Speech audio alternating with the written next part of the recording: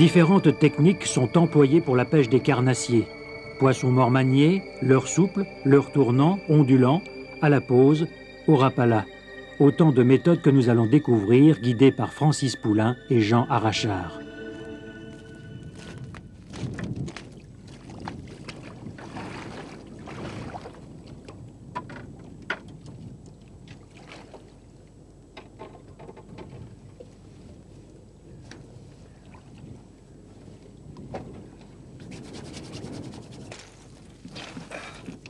Francis Poullain, photographe halieutique professionnel, l'un des plus anciens pratiquants de la pêche au mort manié, s'embarque sur le plan d'eau de Venable. Nous sommes en janvier, une période favorable à la pêche aux cendres. En effet, la baisse de température provoque un net ralentissement d'activité chez le poisson fourrage et oblige le cendre à rechercher sa nourriture. Il est plus facile à leurrer. Parce qu'avec la crue, l'île est complètement inondée et les poissons se tiennent dans 1,50 m à 2 mètres d'eau. Donc on va approcher un petit peu par le large.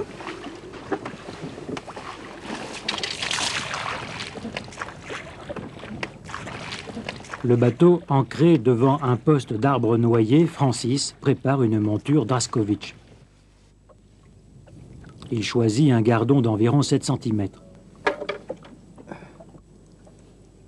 Avec une petite pichenette sur le nez. Il engage une monture de 4 cm, armée de 2 triples numéro 8, sur empile de 24 centièmes et plomb de 8 grammes.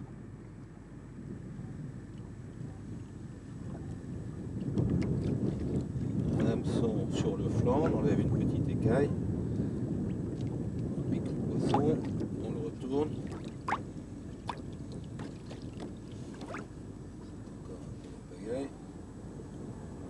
Toujours un pagaille. Un autre vers la queue. Et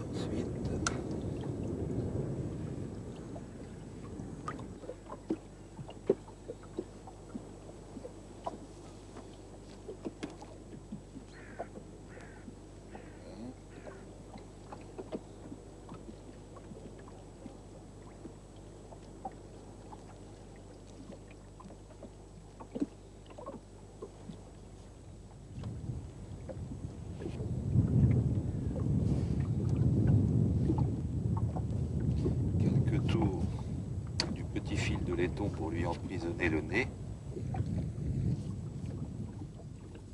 Voilà. On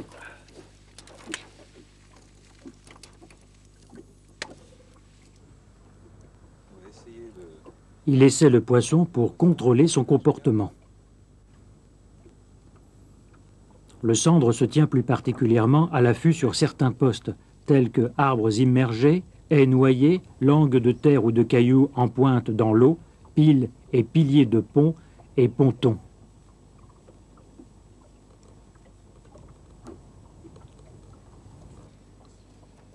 Régler le frein. Là, je règle assez plutôt un peu dur, quitte à donner un peu de liberté après, de mou après, parce qu'à la touche là il faut pas les enlever.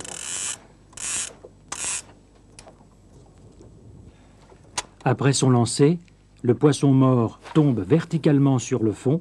Un temps d'arrêt est marqué. Prendre le contact avec le fond. Là, il y a une jolie marche. Là. Voilà. La bannière est récupérée, puis d'un mouvement du poignet, il le fait avancer.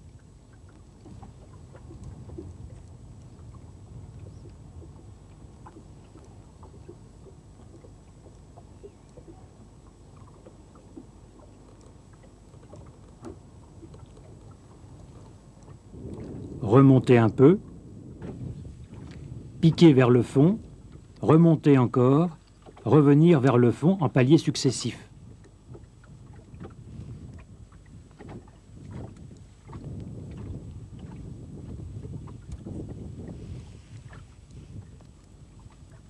L'immobilise un court instant, le fait frémir et nager tel un poisson malade ou blessé. Ce trajet ne s'effectue pas de façon rectiligne. Chaque mouvement de la monture trace un chemin en zigzag. Pour pêcher au poisson mort manié, j'emploie une canne de 2,80 m. J'emploie un fil de 22 centièmes, 100 mètres sur la bobine. Ça suffit largement, puisqu'ici les fonds sont très propres. C'est ou du sable, ou du petit gravier, ou de la glaise. Donc aucun problème avec du 22 centièmes. Sur ce poste encombré, la monture est dandinée à l'aplomb du bateau. La pêche au mormanier demande une attention totale. L'œil est rivé à l'endroit où le fil fluo entre dans l'eau, prêt à sentir ou à voir la touche la plus discrète, qui entraînera un ferrage immédiat.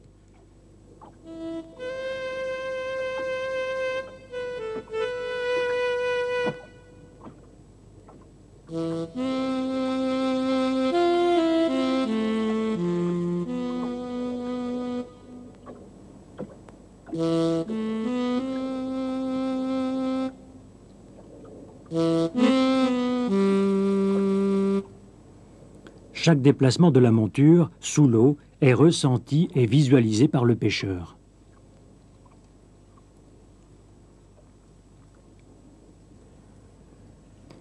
La monture doit être vérifiée régulièrement pour remettre en place les triples déplacés, ôter les herbes des pointes et lire les traces éventuelles d'une attaque non perçue.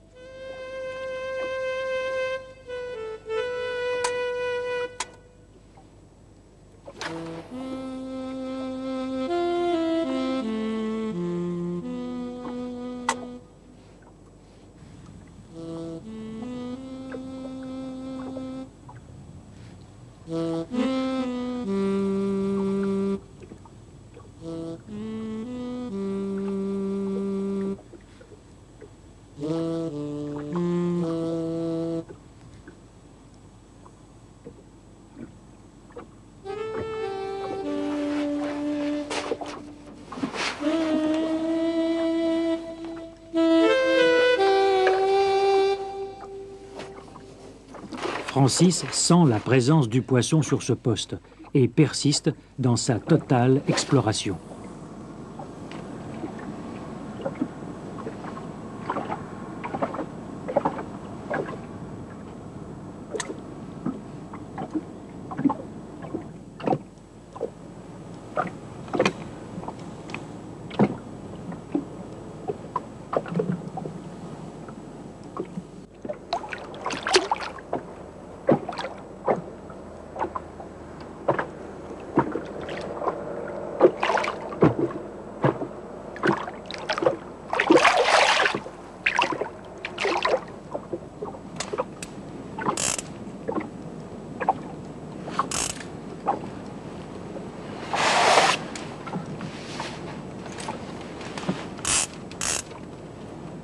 Le moment le plus délicat est certainement la saisie du poisson.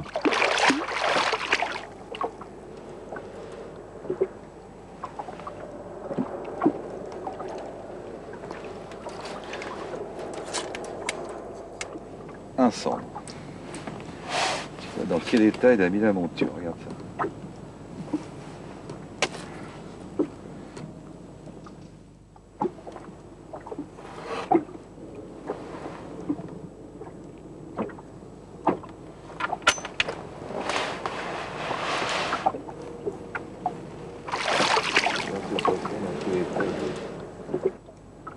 On peut vraiment en changer là maintenant.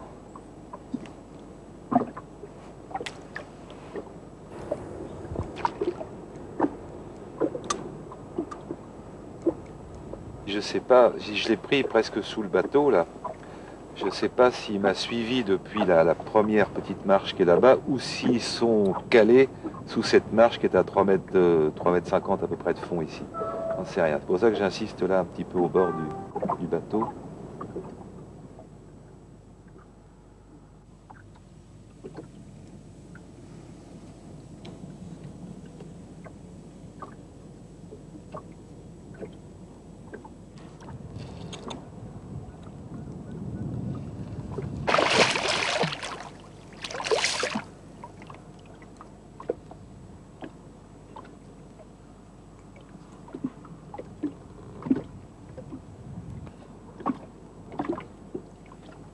Le fil, en 22 centièmes, oblige à un combat en douceur et à un frein bien réglé.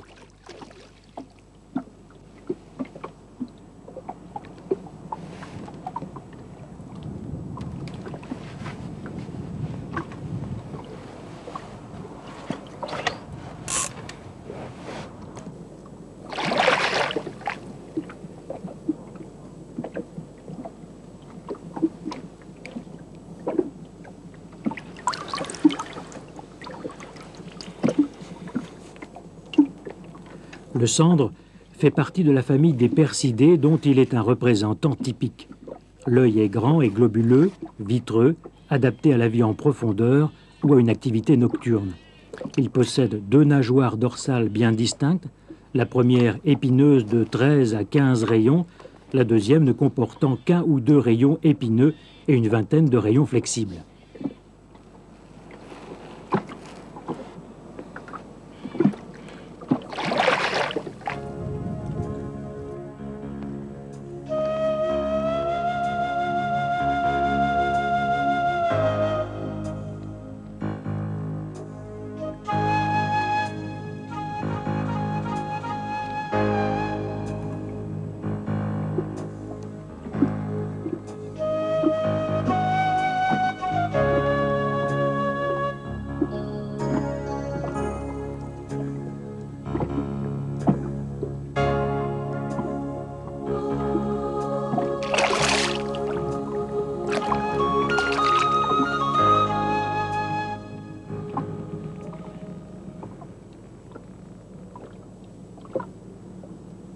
Il est pris sur le bord.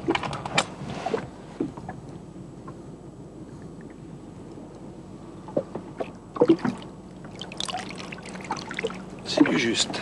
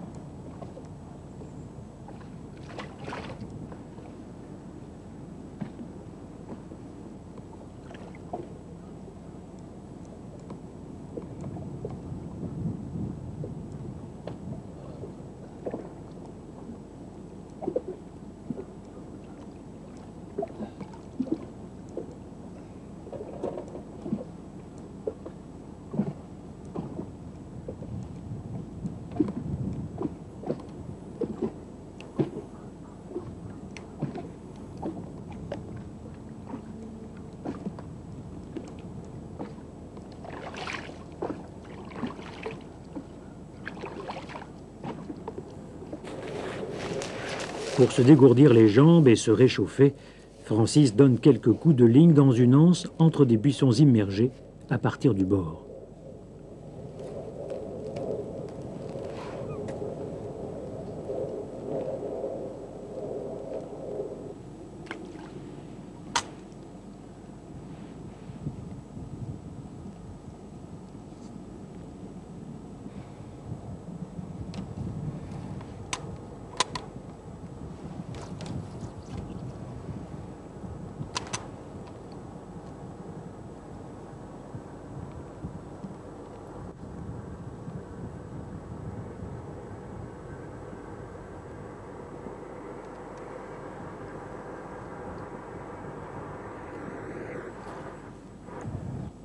Ah, j'en ai un.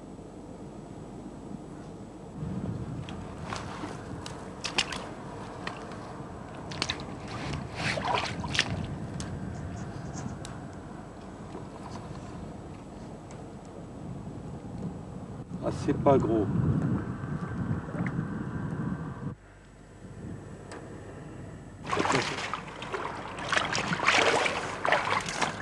J'ai dit qu'il allait m'y mettre là-bas. J'ai dit qu'il allait y aller.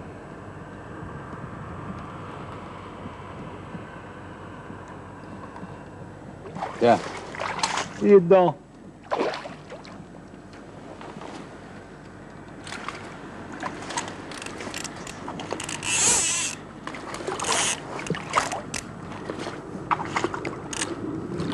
Il m'y a mis dedans.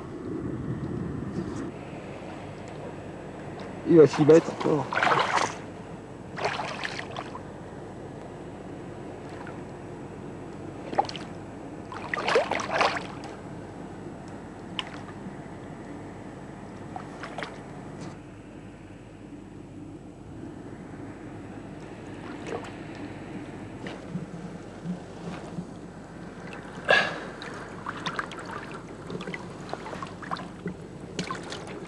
Tu vois, il n'était pas bien gros.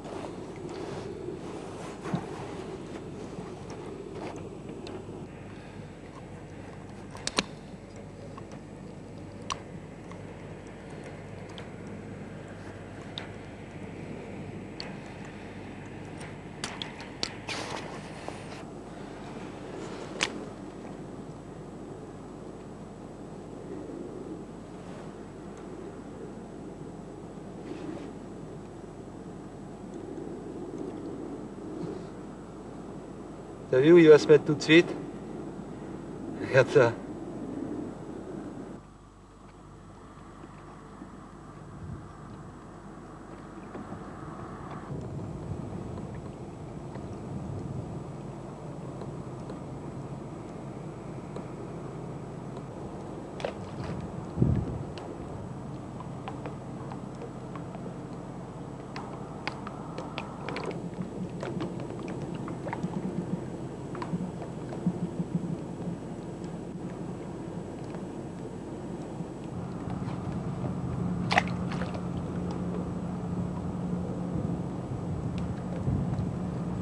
Ces endroits encombrés de racines et de branches immergées constituent des pièges redoutables pour la monture. À chaque lancée, on risque 10 fois l'accrochage, mais c'est le prix à payer pour ferrer les cendres qui s'y tiennent à l'affût.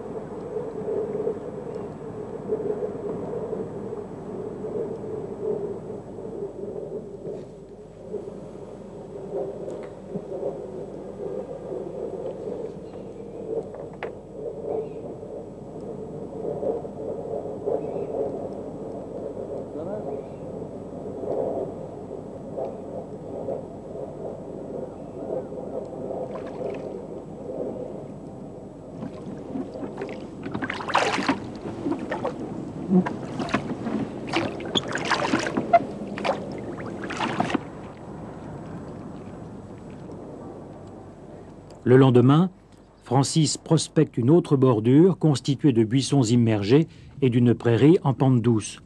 Il pense que les cendres y sont montées dans la nuit. Bannière tendue, pêchant du moins profond vers le plus profond, il imprime à la pointe du sillon des saccades plus ou moins rapides afin de communiquer aux poissons morts d'infimes vibrations, et c'est la touche.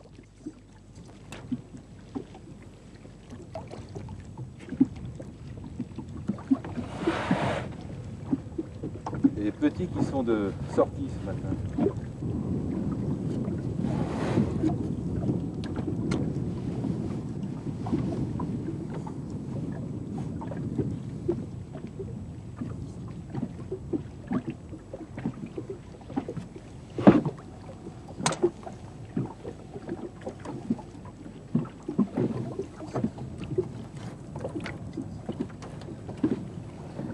On va finir par pêcher carrément les enfants, tu vois.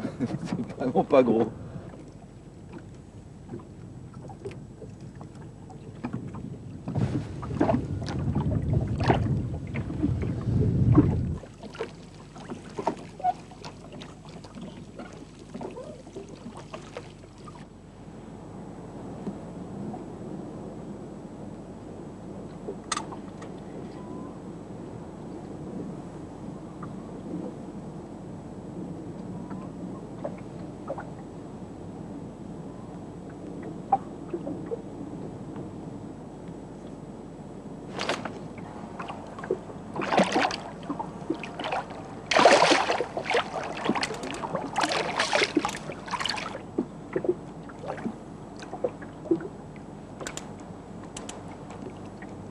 On est pris juste sur le bord. Voilà, la manœuvre va être délicate.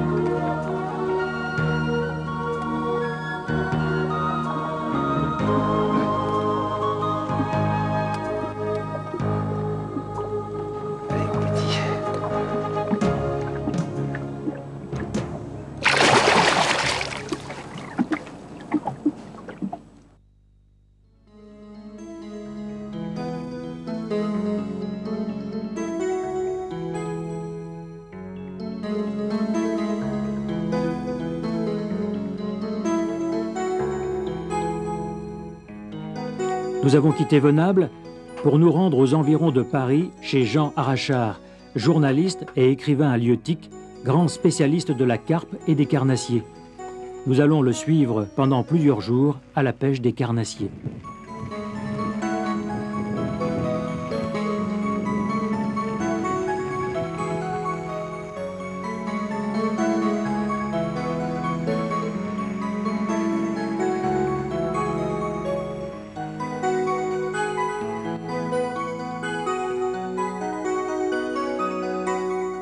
Alors ici, nous sommes à Draveil, dans le département de l'Essonne, et nous allons pêcher dans une fouille qui appartient à la Compagnie des Sablières de la Seine. C'est une fouille qui est très peu pêchée, très poissonneuse, ce qui ne veut pas dire que le poisson mord en permanence, ça dépend évidemment de son humeur.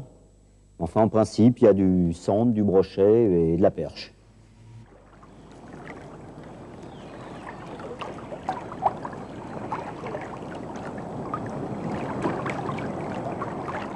Voilà, on va essayer de dandiner tout le long de la péniche. Voir s'il y a de la perche.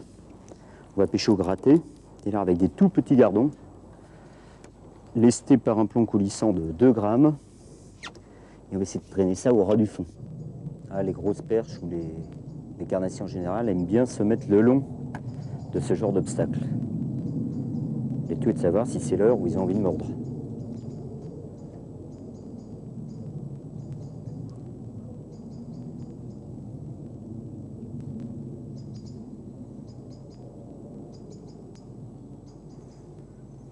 Il faut avoir une canne. Hop! C'est parti! Première perche.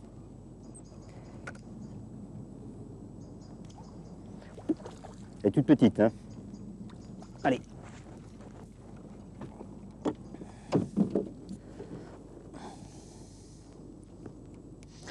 Ah, les perches, c'est un poisson que je garde, à partir à peu près de cette taille-là.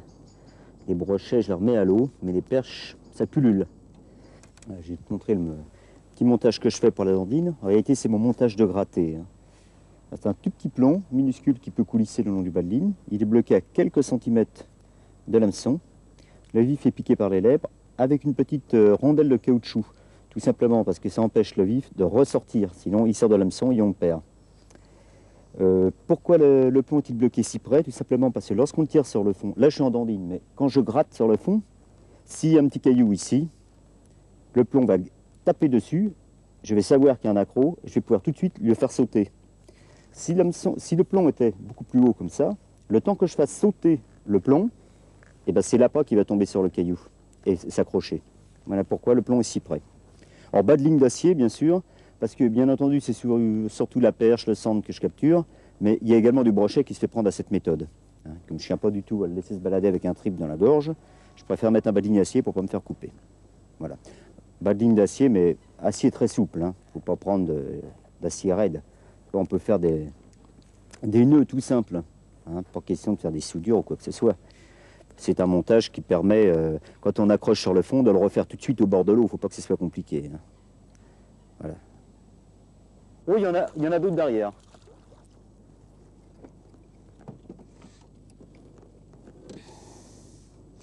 Ah, j'ai pas été assez rapide de l'avaler.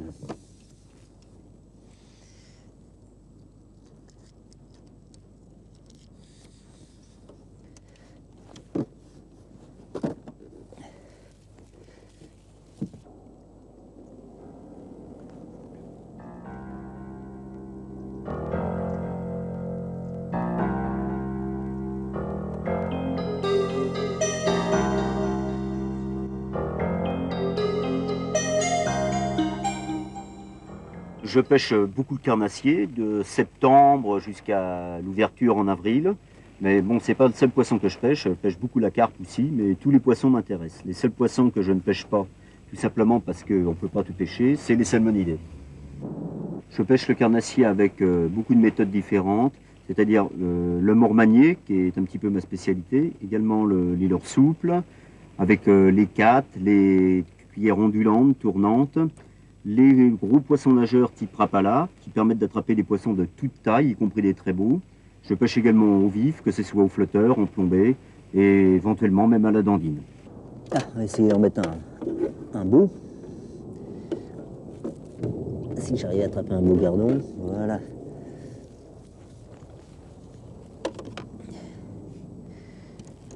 Comment il va être légèrement remorqué, on va le piquer par les lèvres.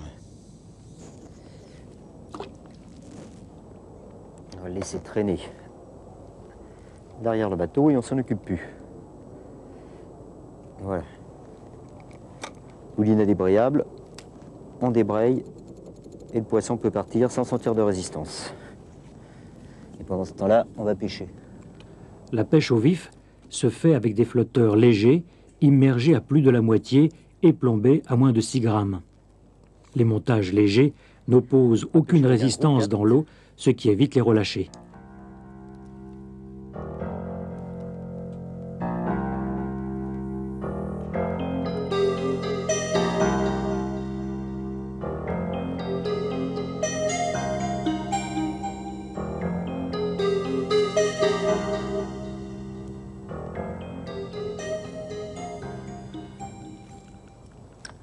Essayer un peu là où je suis passé.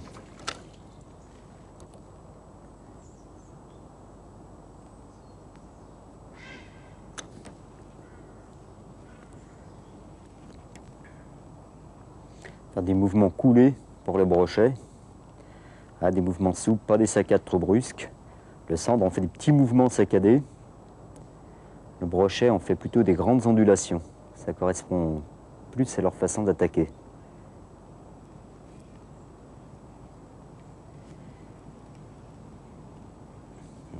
Pas par ici. Hop! Ah non, c'est un accroc.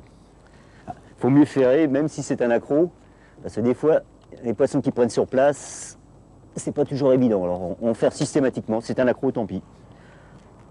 En bateau, de toute façon, c'est pas trop grave. Généralement, on arrive à se décrocher.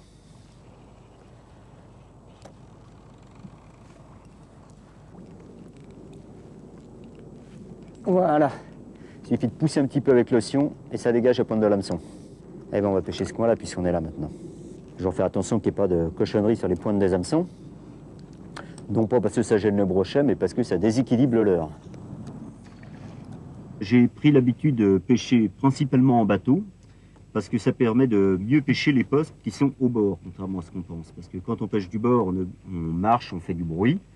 En bateau, on se met à quelques mètres du bord et on peut pêcher les bordures sans effaroucher le poisson qui est souvent le long des berges.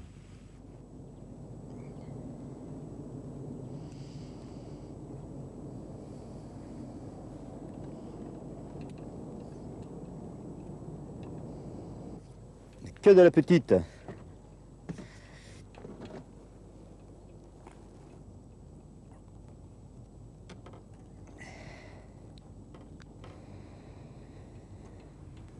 Allez. Jean Arrachard apprécie la pêche au lever du jour. Il a l'impression de mieux s'intégrer à la nature qui s'éveille.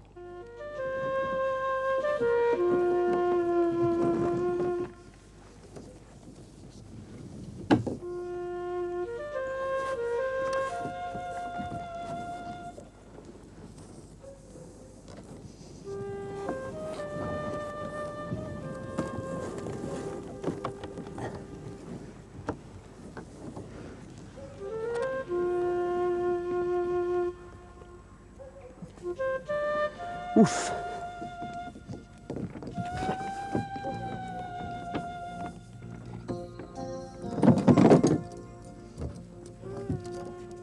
Bon, on va mettre le matériel. Je pêche toute la journée quand je le peux, mais de préférence le matin de bonne heure. Et jusqu'au coup de midi et demi, 1 heure, qui est généralement une très bonne heure pour le carnassier. La tombée de la nuit était également très intéressant, mais il faut malgré tout attendre souvent un après-midi qui est généralement moins bon que ne le sont les matinées. Mais c'est une règle générale qui souffre bien des exceptions, bien sûr.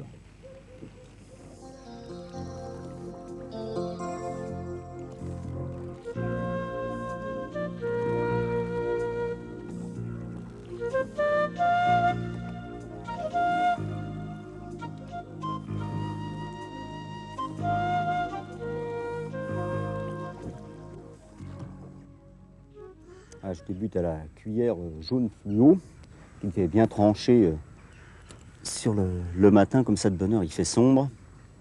C'est une couleur qu'il devrait apercevoir. Et en même temps, j'ai mis 2 lignes à vif. Sur ma canne de droite, j'ai mis un tout petit vif, placé au ras du fond, pour le cendre. Et puis sur la canne de gauche, j'ai mis un vif un peu plus consistant pour le brochet. Ce qui veut absolument pas dire, bien sûr, je ne peux pas faire un cendre sur le très gros vif et un brochet sur le petit. Hein. Ah, le petit est en train de s'agiter d'ailleurs.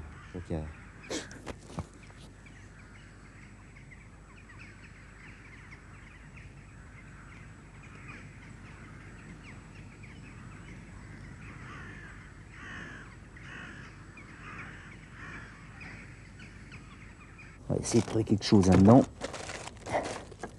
Non. Ça, c'est la trop en surface. Oh, bon, on va prendre le plus gros, allez. On va pas lésiner. 1 mètre, c'est l'heure là.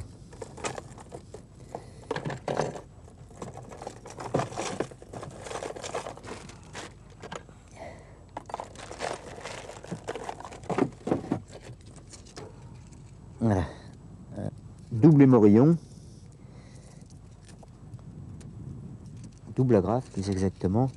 Et un superbe manium pour le thon. On va essayer avec ça, on verra bien. Hein.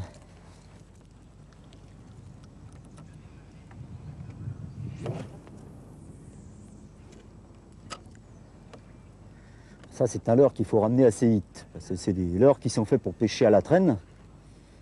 Donc quand on pêche ou lancer avec, il ne faut pas avoir peur de mouliner. Hein. Parce que s'il est vrai que le brochet, on dit toujours qu'il faut ramener lentement, c'est vrai avec des petits apports, mais à partir du moment où on utilise des gros leurres, on peut se permettre de ramener beaucoup plus vite.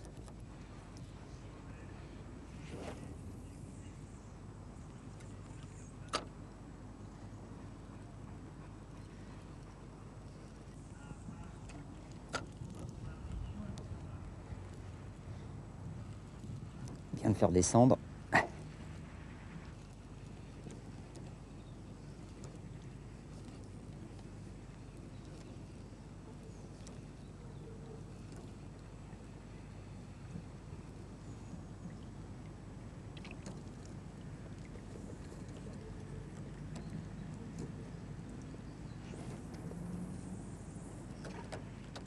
essayer de battre le maximum de terrain. Il semble bien quelque part.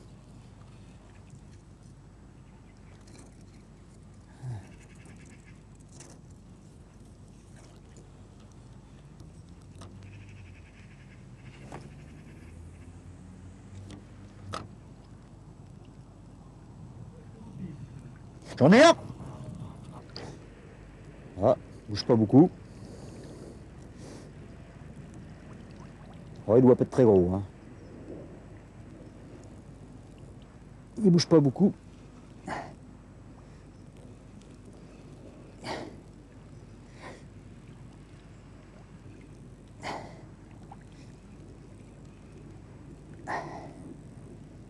Il tourne en rond. Il fonce droit par ici.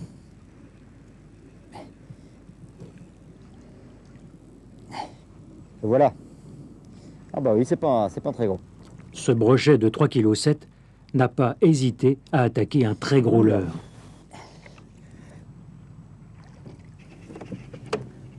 On va le garder. On va pas le laisser souffrir. Voilà. Dans le sac.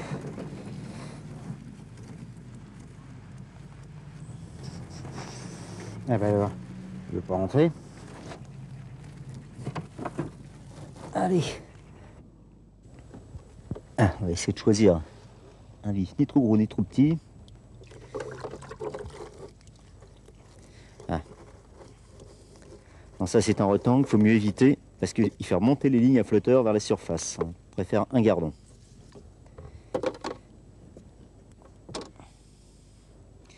On va être piqué par la tête parce qu'on va légèrement le tirer. Une petite rondelle pour éviter l'hameçon de se dégager. Voilà.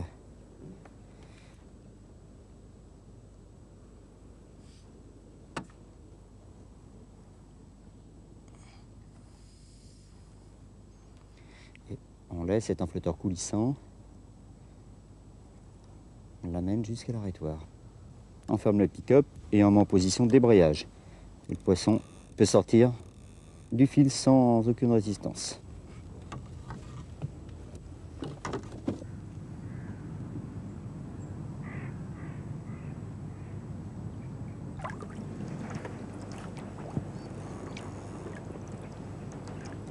Un cendre? Un bon brochet. Brochet. Très correct. Hein.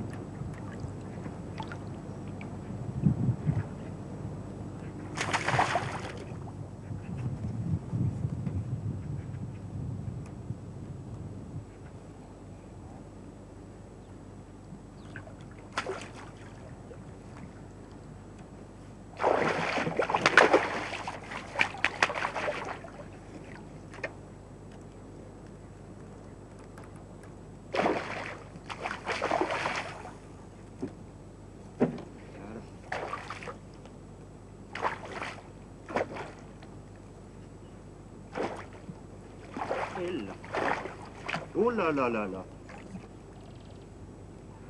Voilà.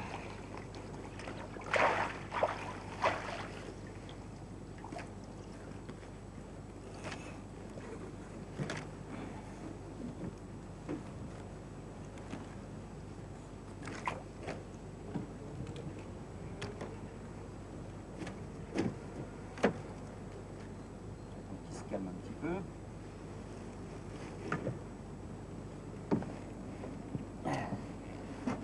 Déjà l'a semé, je remonte.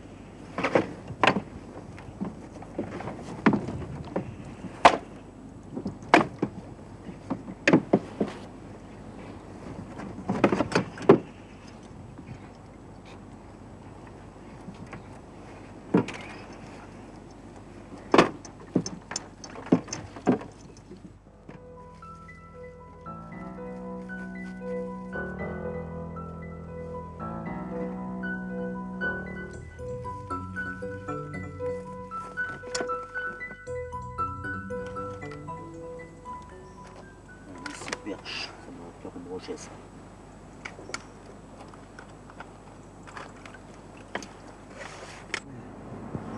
Double agrafe, c'est le plus rapide. Voilà. J'entends une chasse derrière moi. Jean choisit un leurre Nessie qui a la particularité d'envoyer des ondes latérales. Ces vibrations peuvent être captées par un prédateur jusqu'à une quinzaine de mètres.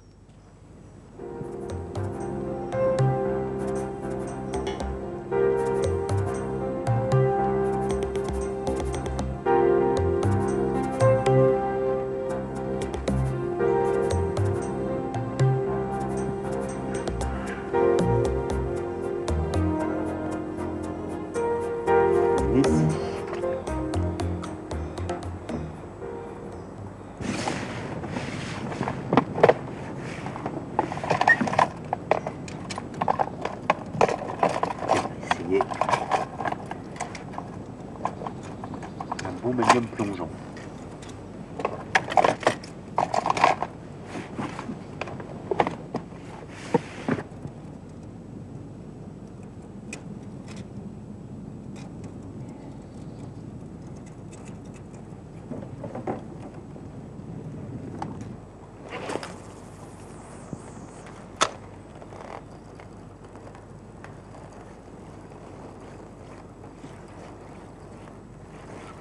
Avec des gros leurres comme ça, on a intérêt à mouliner assez vite. Sinon, ils ne travaillent pas bien.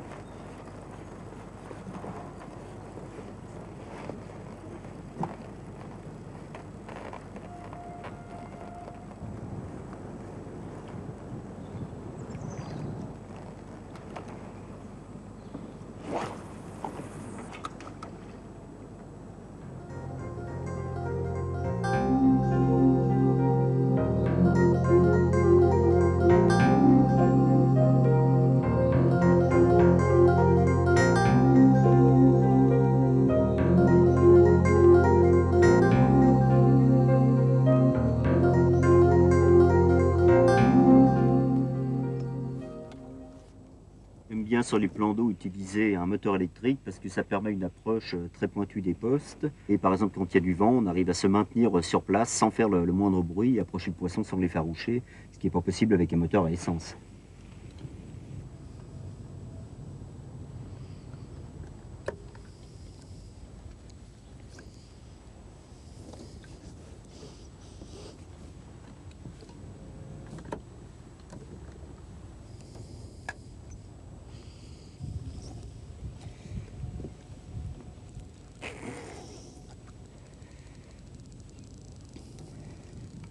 Brochet.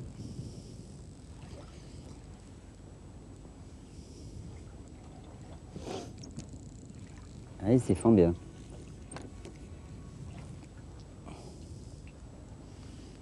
Il n'est pas gros, hein. Oh, il arrive à tirer au frein.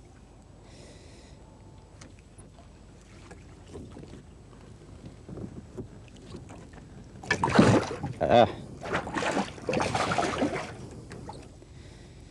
Il a glissé.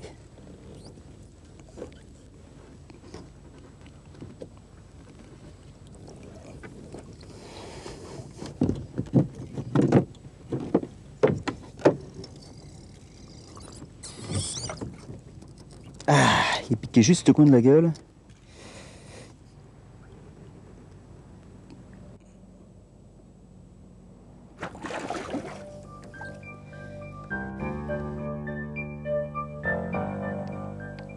Bon, on va pêcher un petit peu avec Timber Doodle. Timber Doodle, voilà, un leurre souple avec 4 tentacules, un gros hameçon que l'on pique légèrement en saiton dedans, ce qui permet de pêcher au milieu des branches sans accrocher, et en principe, le brochet quand il attaque, la pointe elle sort et pique le carnassier.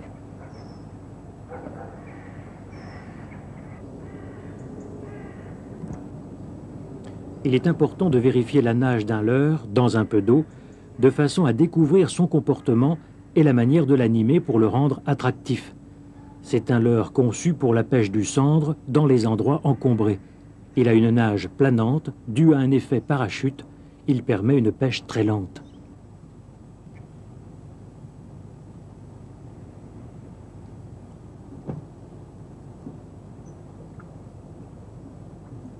Et il n'y est pas. T'es touché là. Ah! Il a réussi à embarquer le...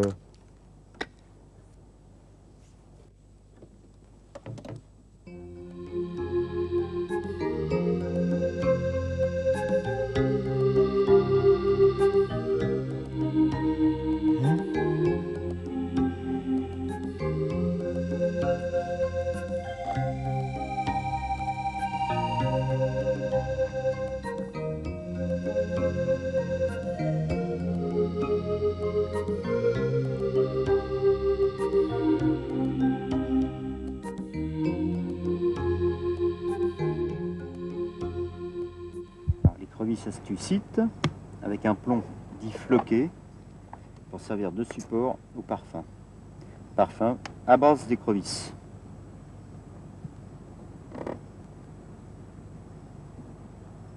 Il est bien imbibé, hein, pas de problème.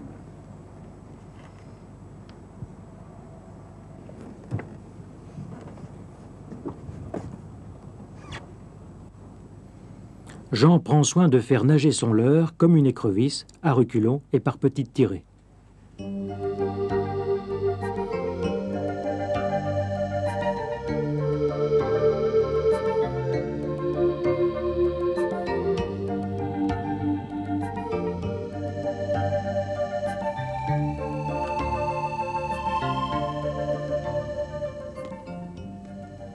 pas hésiter à lancer en plein milieu des feuilles. Jean n'hésite pas à lancer en plein milieu des feuilles, c'est souvent là que le brochet se met à l'affût. Évidemment, il faut avoir un hameçon anti-herbe, sinon c'est vite impêchable. Bon, on va essayer de pêcher maintenant avec un 4. Voilà, on va prendre un gros 4. Voilà, un beau 4, beaucoup trop bridé. Là, il va tourner. Et surtout ces genres de leurre, que les racines ne soient pas tendues, de façon qu'ils travaillent parfaitement. Voilà, il ne faut pas avoir peur de prendre des gros modèles.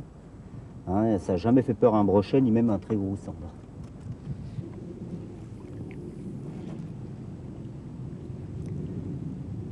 On va bien contrôler la descente du leurre, au cas où il soit attaqué entre deux eaux avant d'avoir touché le fond.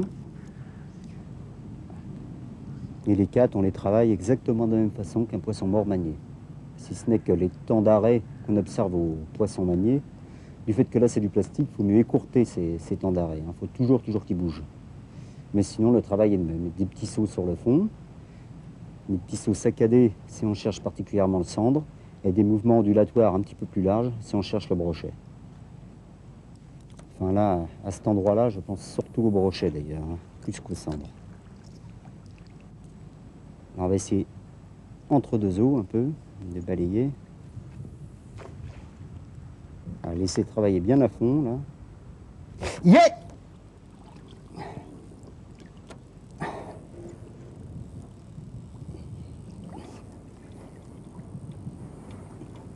Il prend le frein.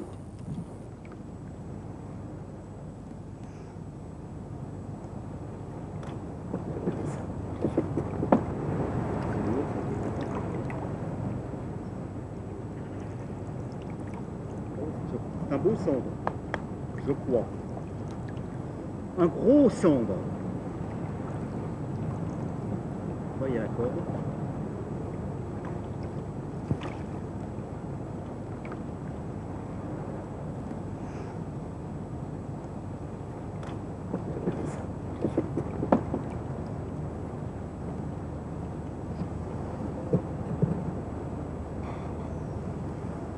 Ah non, un gros brochet.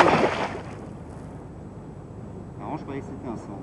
Je fasse attention parce que j'ai descendu le poids à l'avant, je vais regarder exactement de l'angle.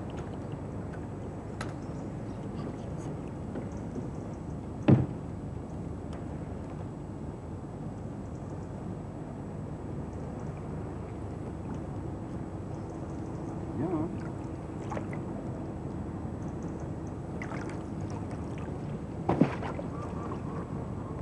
Allez, viens. Oh là là, je suis court. Je suis court.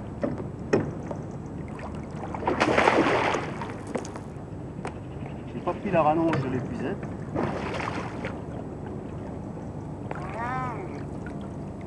Oh là là, là, il va me prendre dans la corde.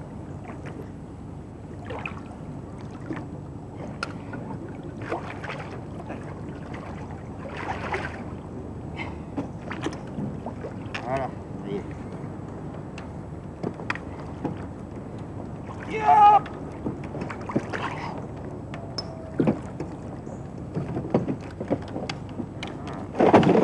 Oh non, non, non, non. Là, il a fait un panachage. Voilà à quoi il a mordu. Peut-être qu'il se calme.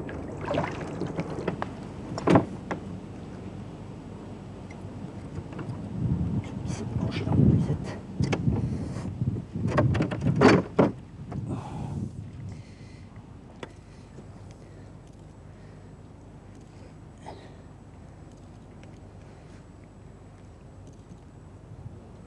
Au poisson, c'est bien défendu.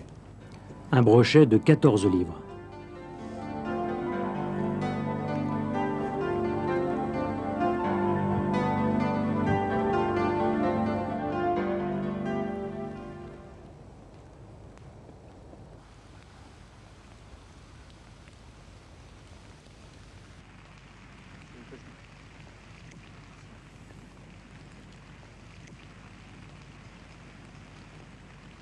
Par temps sombre, une cuillère jaune fluo est plus visible sous l'eau.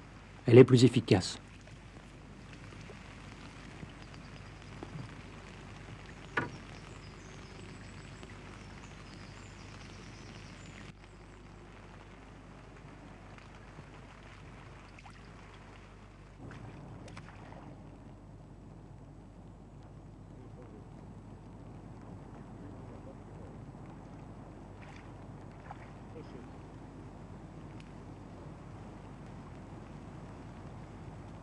On voit parfaitement les traces de dents là. On voit bien que c'est un brochet. Enfin moi je l'ai vu, de toute façon je sais que c'est un brochet. Mais même si je ne l'avais pas vu, là c'était la certitude des coupures comme ça. Un sand ça aurait fait des trous, mais les grandes estafilades, c'est classique, c'est un brochet.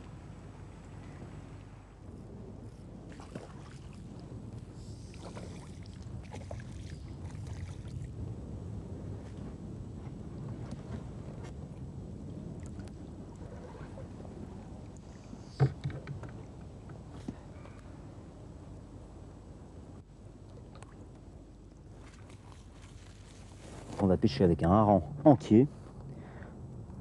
On va prendre un hameçon de mer. J'ai mis un numéro 8-0. Voilà, c'est pas trop gros pour la tête d'un brochet. À l'arrière, j'ai mis un rider triple qui est coulissant dur sur un bas de ligne d'acier. Et je le pique profondément dans le hareng. Voilà.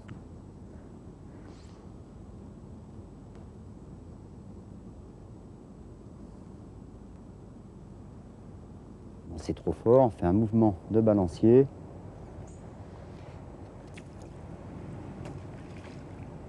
Voilà.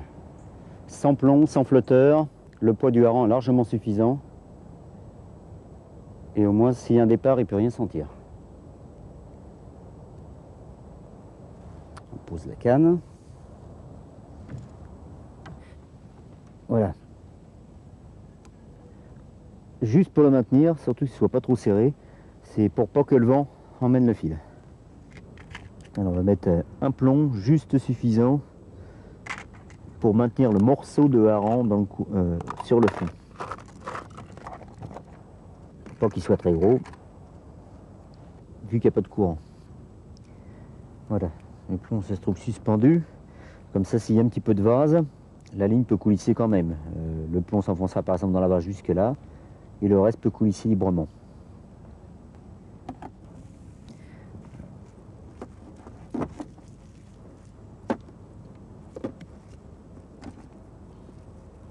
On va l'aiguiller, ce sera mieux. On va le locher, sinon je vais le massacrer.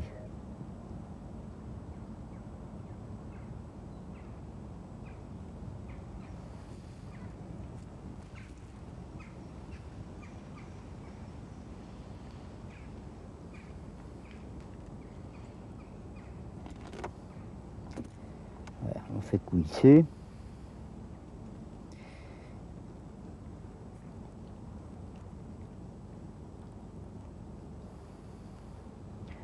Voilà, le morceau est prêt. Et on voit quand l'hameçon est à l'intérieur qu'il n'est pas trop gros. Malgré sa taille assez importante au début, Il n'y a pas grand-chose qui dépasse.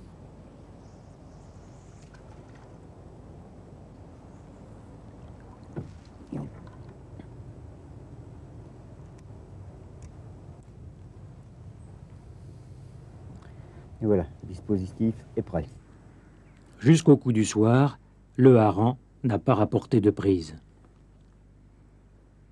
Le lendemain, plus au large, Jean pique un brochet de 12 livres au hareng. On va ferrer, on verra bien. Ah, il y a du monde. Oh là, il y a du monde et c'est lourd.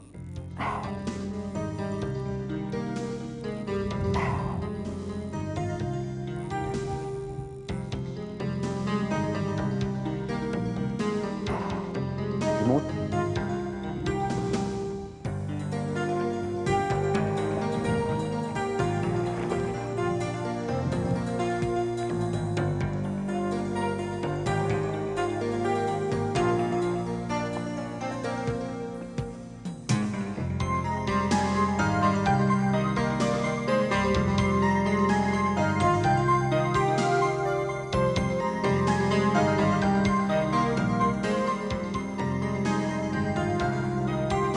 Les nombreuses techniques de pêche des carnassiers offrent aux pêcheurs un éventail de choix dans lequel son tempérament peut pleinement s'exprimer.